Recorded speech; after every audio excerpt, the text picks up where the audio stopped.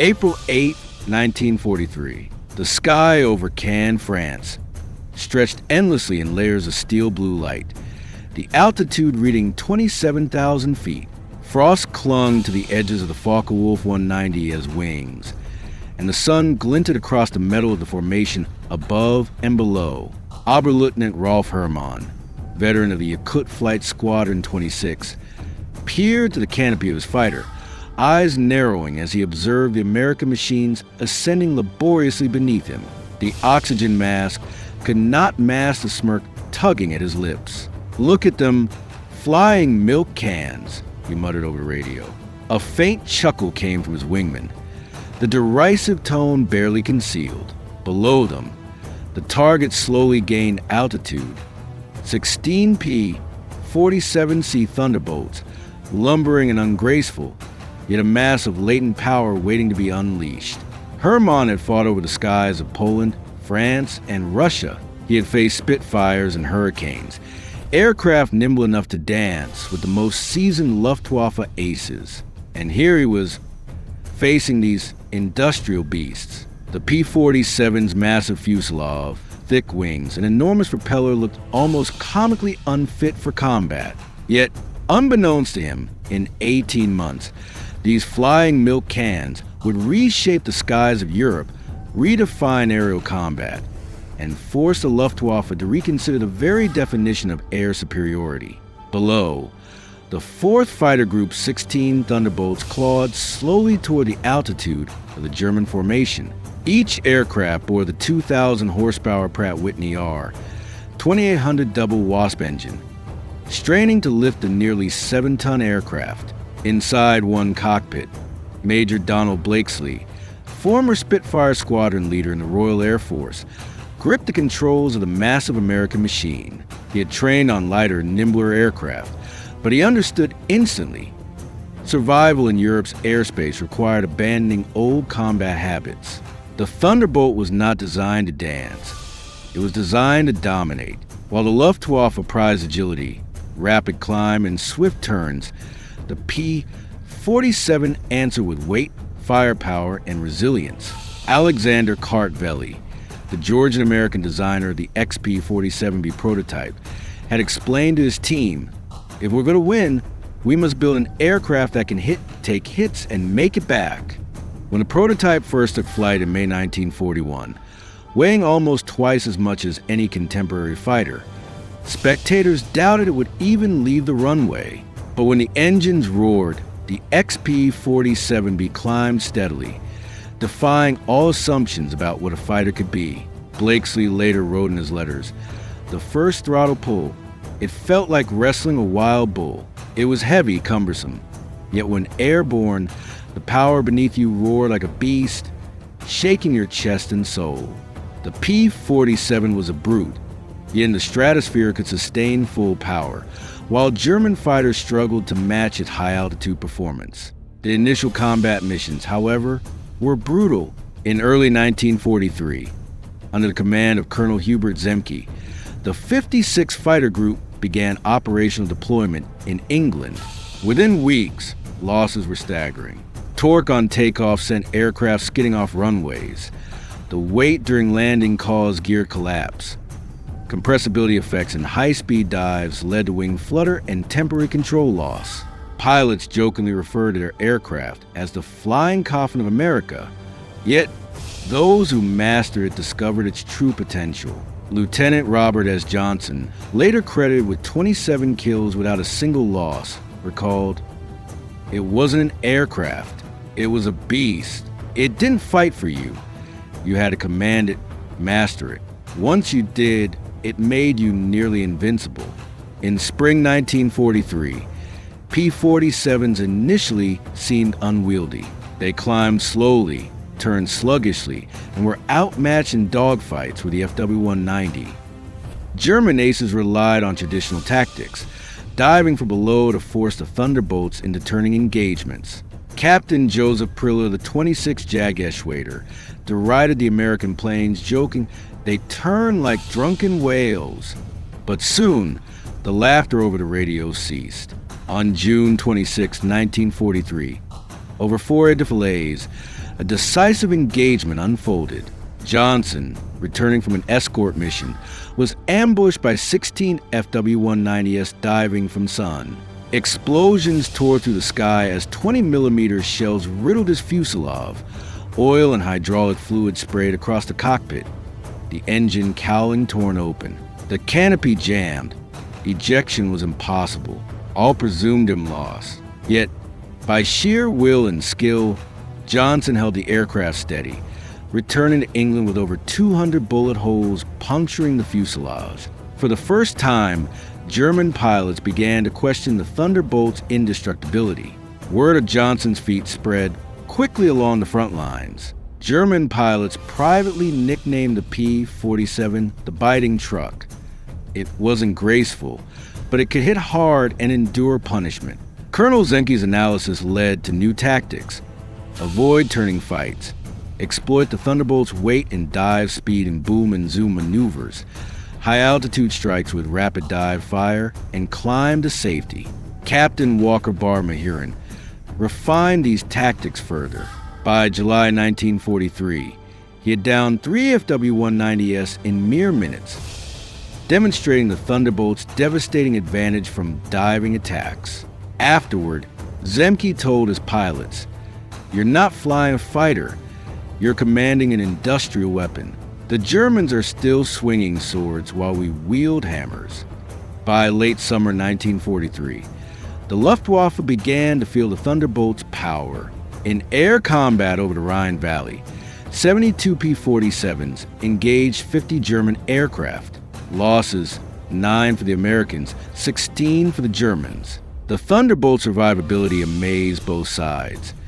Even heavily damaged P-47s returned home. Statistical analysis showed that each P-47 could absorb 3 times the punishment of comparable fighters before being destroyed. The real turning point was versatility. With the addition of drop tanks in early 1944, P-47s could escort bombers deep into German territory. They protected formations over the Rhine, reaching western Berlin, clearing skies for bombers.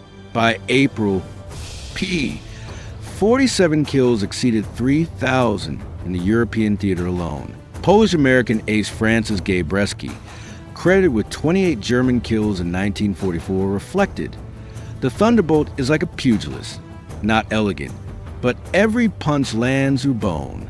Even when shot down, he escaped, cementing his status as a legend.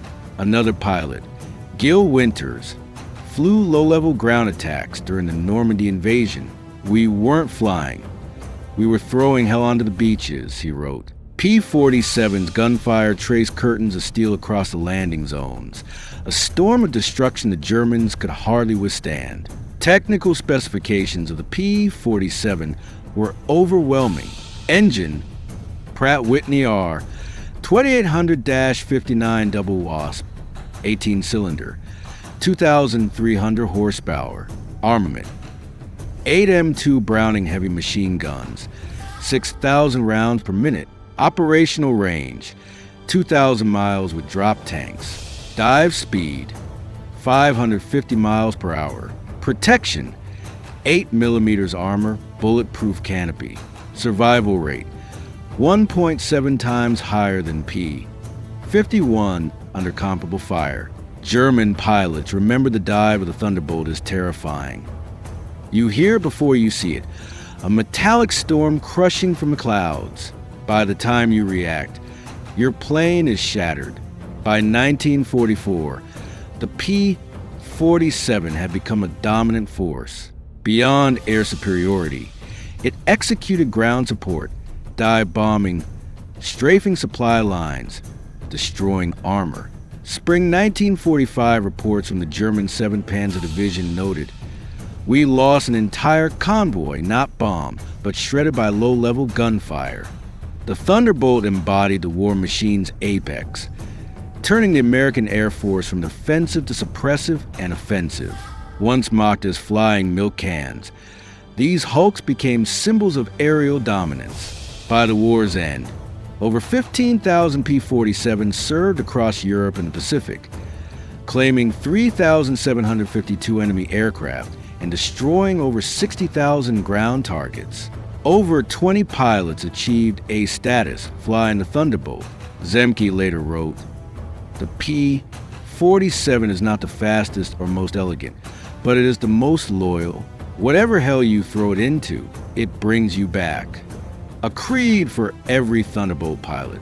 In spring 1945, as flak fires still raged over Berlin, squadrons of P-47s swept through the clouds. The metal reflected the dying sun. Its roar signaled the prelude to the war's end. The aircraft eventually gave way to the P-51 Mustang. Yet for those who flew it, the Thunderbolt was a creed, a companion, a beast with a soul. Robert Johnson recalled in later years, "I owed that aircraft my life. Perhaps we all did. When I fell from the clouds, its engine still roared.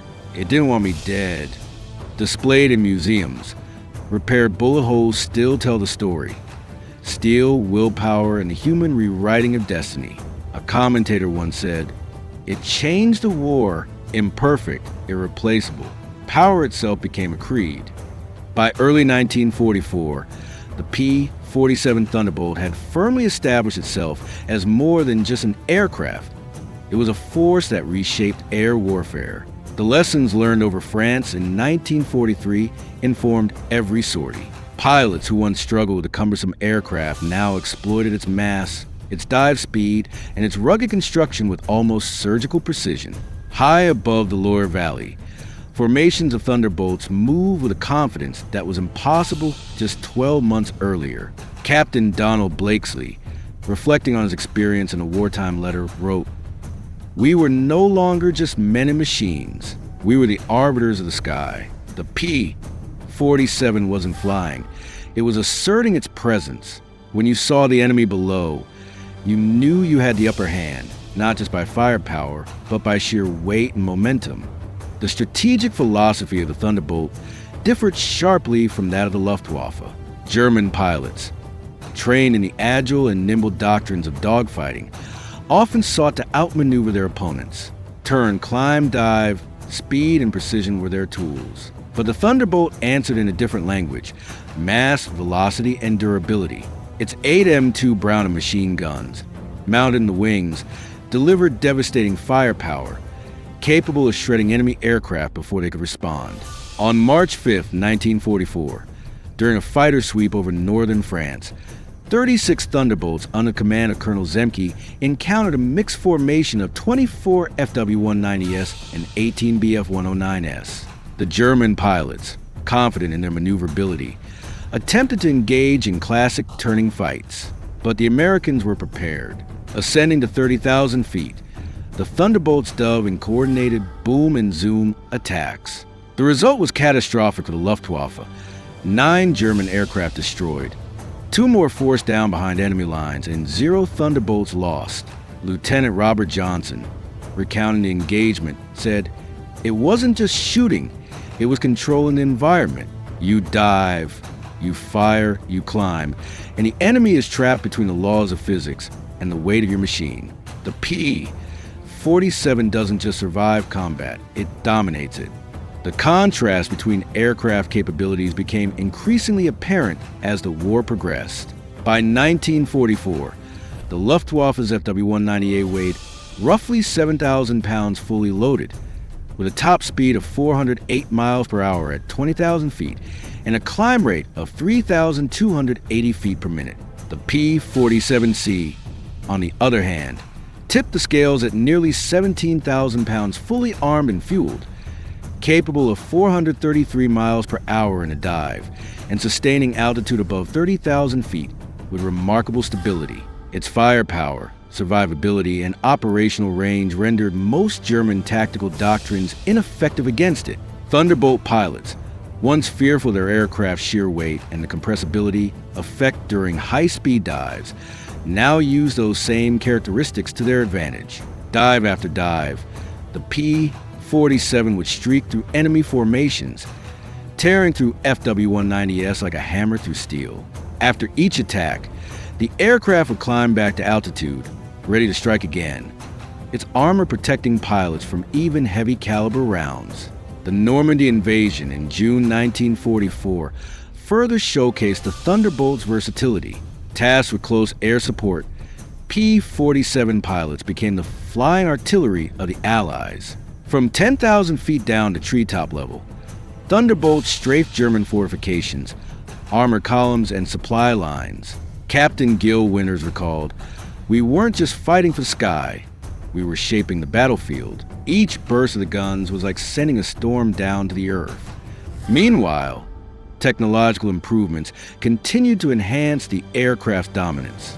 The R-2800 engine received incremental upgrades, improving reliability at high altitude. Drop tanks extended operational range beyond 2,000 miles, enabling deep penetration missions into Germany.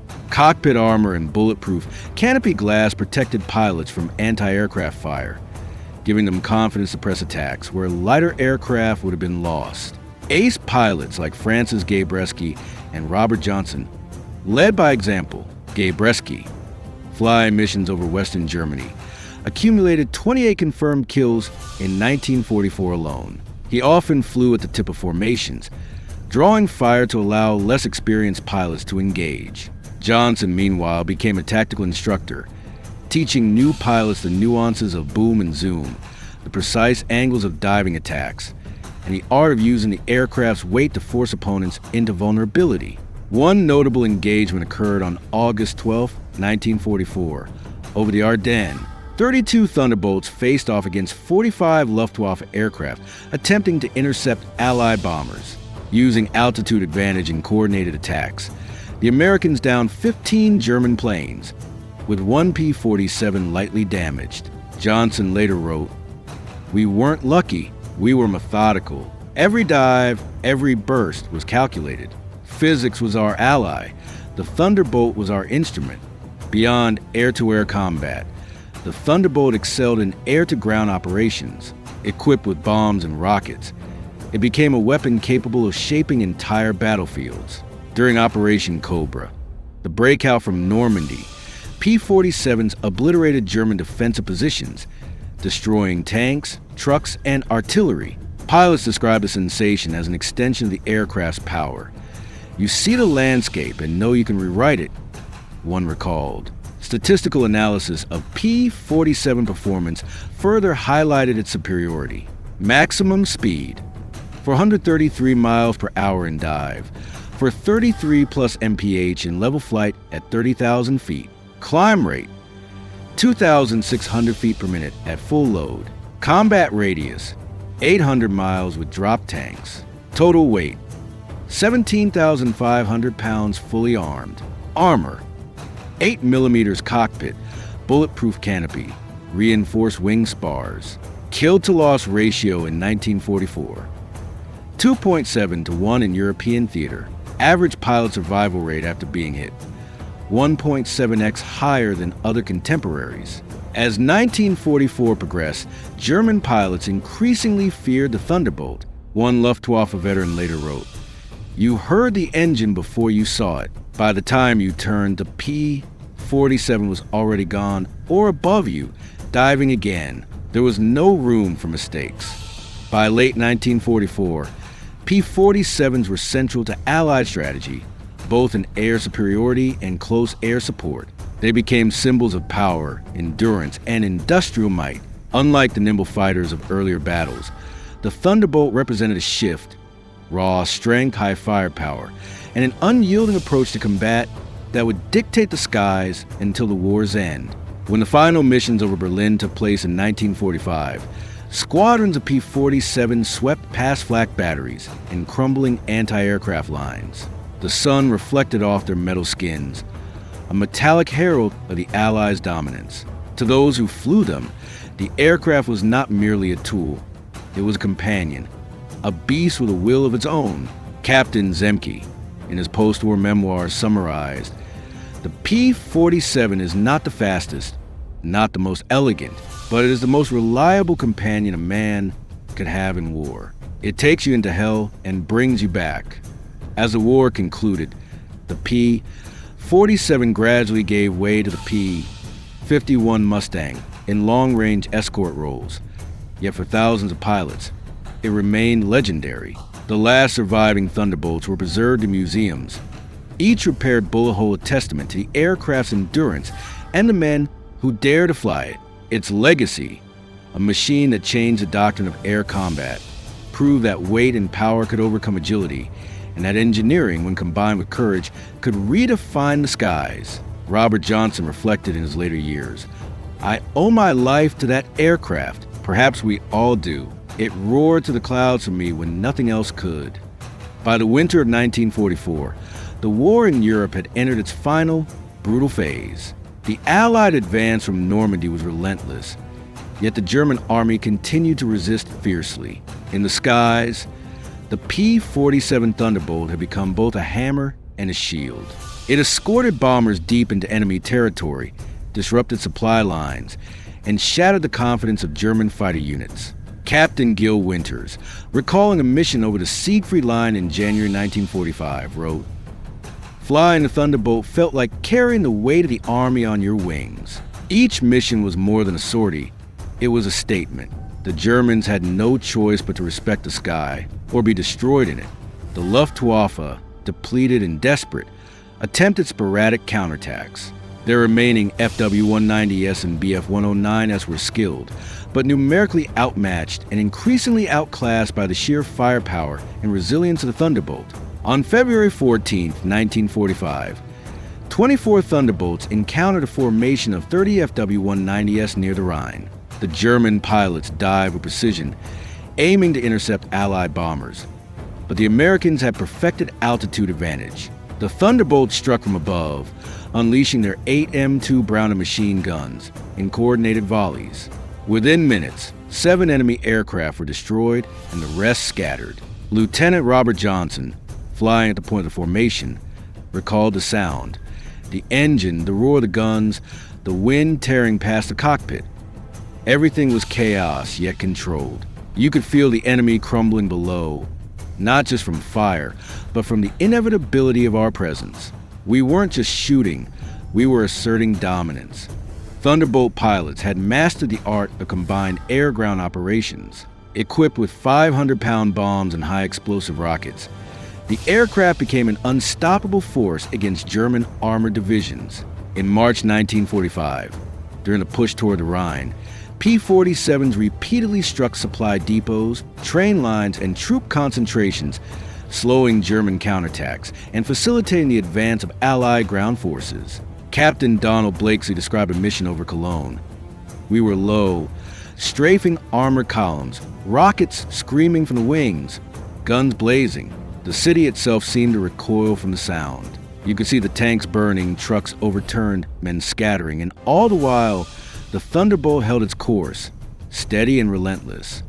The technical performance of the P-47 continued to impress even as newer aircraft entered service.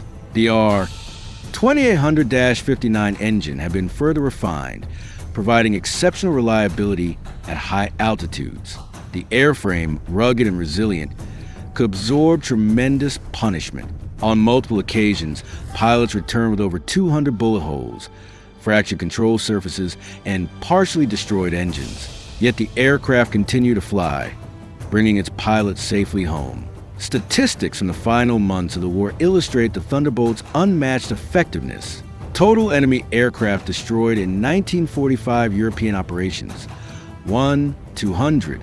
Ground targets destroyed: over 25,000 vehicles, tanks, and installations. Average P-47 sortie survival rate: 95% when executing boom and zoom tactics. High altitude combat ceiling: 43,000 feet operationally, 45,000 feet in emergency.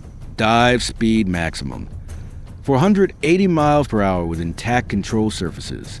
Armament: 8x M2 Browning 0.50 calories, up to 2,500 rounds, supplemented by bombs or rockets.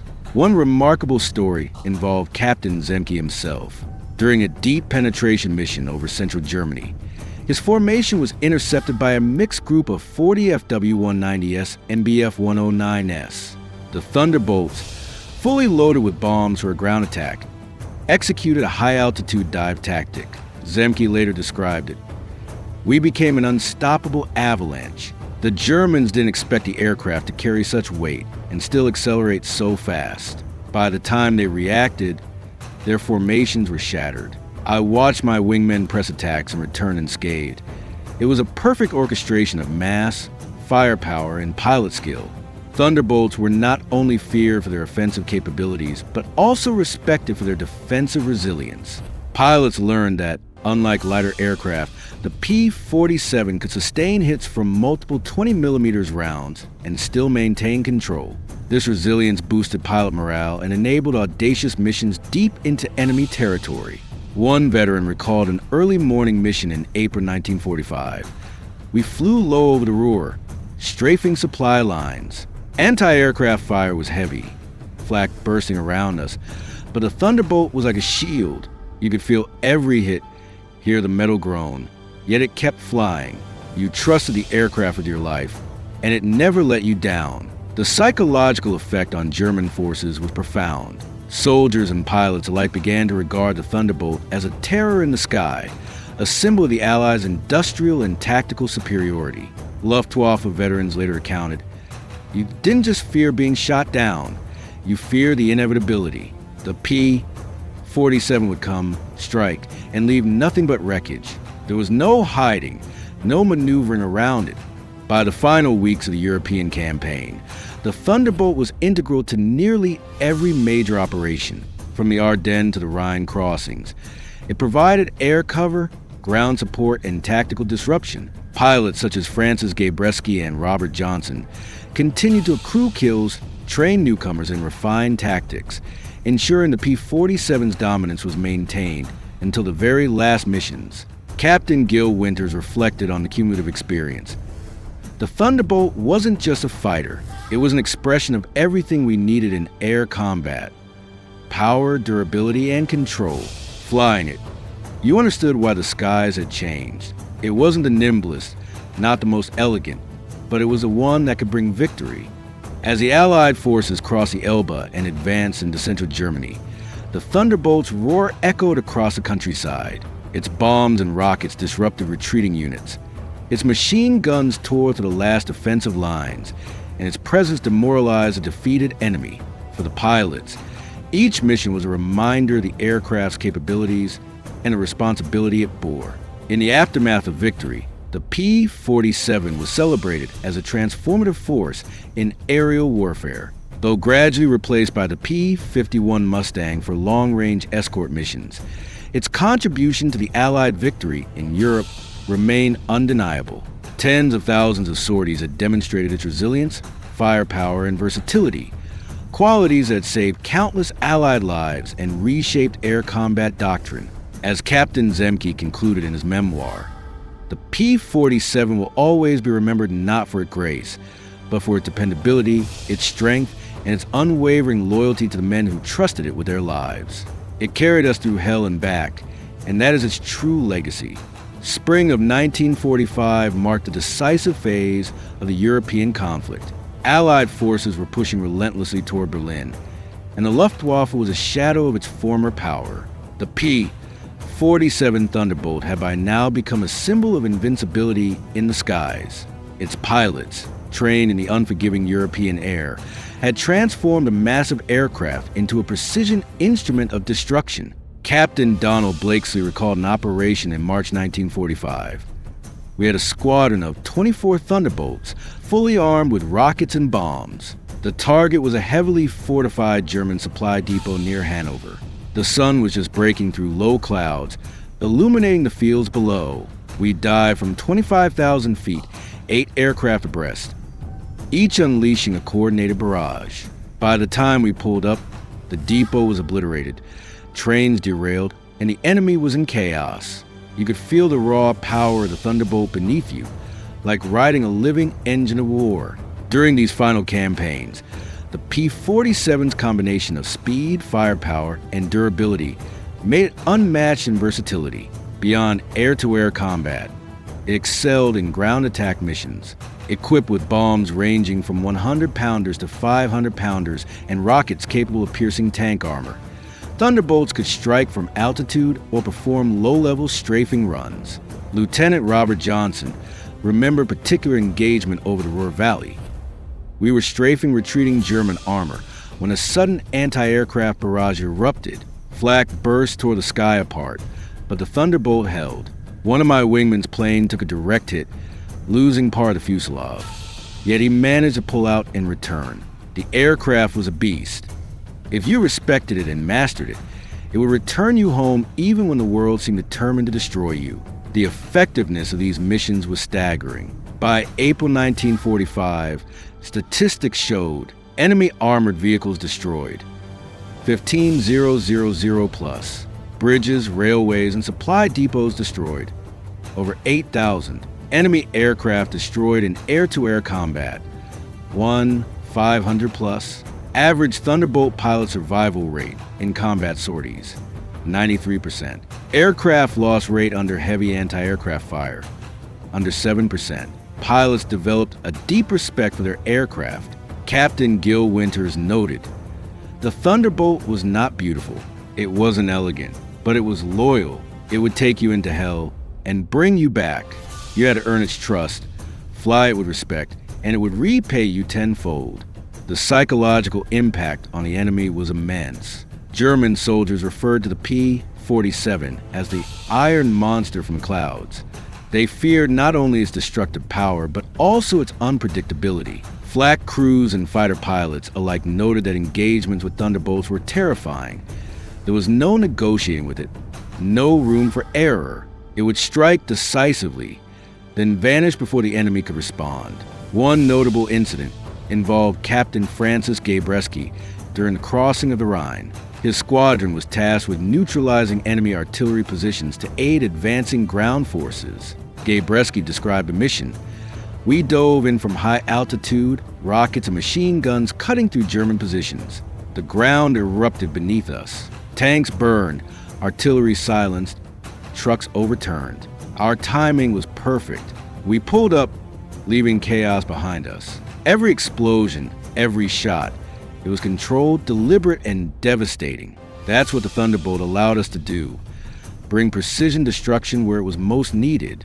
The Thunderbolt also proved indispensable during the Battle of the Ruhr, where Allied forces faced concentrated German industrial resistance.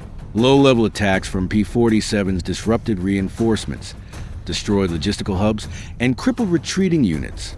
The combination of speed, firepower, and pilot skill turned the skies into a weapon of overwhelming force. The aircraft's technical specifications continued to impress pilots and engineers alike. Engine: Pratt Whitney R 2800-59 Double Wasp, 2,300 horsepower. Armament: 8x.50 caliber M2 Browning machine guns, up to 2,500 rounds, plus bombs/rockets. Maximum dive speed, 480 miles per hour. Operational ceiling, 43,000 feet. Combat radius, 1,800 miles with drop tanks. Armor protection: cockpit armor 8 millimeters. Bulletproof glass capable of withstanding .50 caliber rounds. P-47 pilots developed a sense of almost spiritual connection with their aircraft. The plane was not merely a tool. It was a partner, a protector, a machine that demanded respect and rewarded skill. Captain Zemke reflected, "When you climbed into a Thunderbolt, you weren't just flying a plane. You were entering a covenant with power itself. Every mission tested your judgment, your courage, and your ability to master something larger than yourself. That's what made the Thunderbolt legendary." By May 1945, the European theater of war was drawing to a close.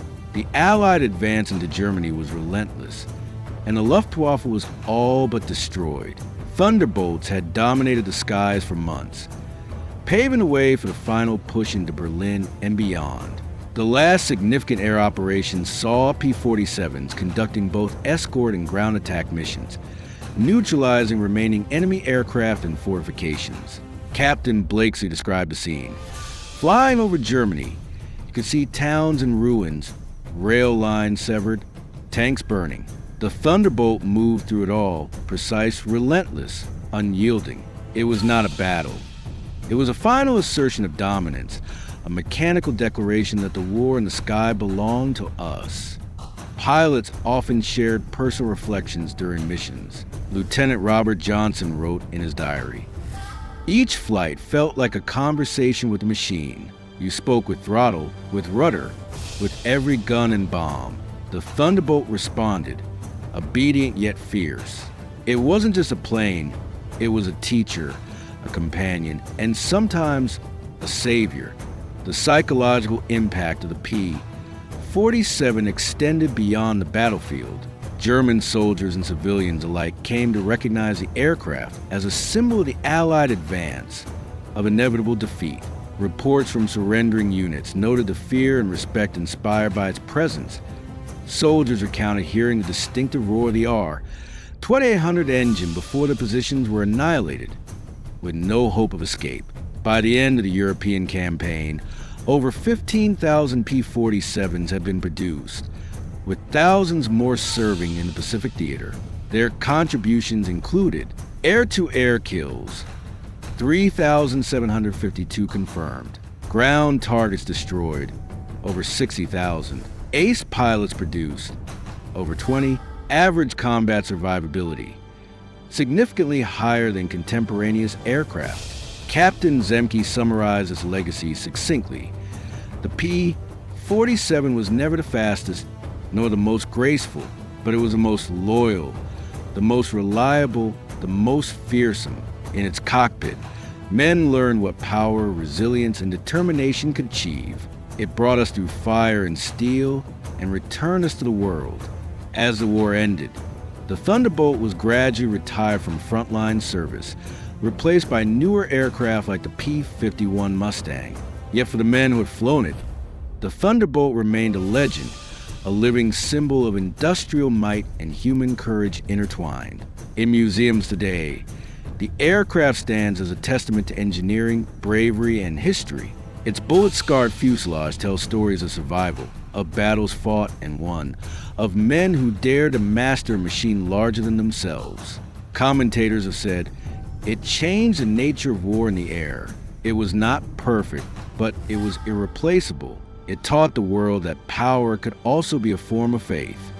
The final words of pilots often reflect the sentiment. Robert Johnson, in his twilight years, stated, "I owe my life to that airplane. Perhaps we all do. The day I fell from the clouds, I felt its engines roar beneath me. It didn't want me dead. It wanted me to fly, to survive, to witness the end. That is the Thunderbolt. It gives everything, asks for respect, and never fails its pilot."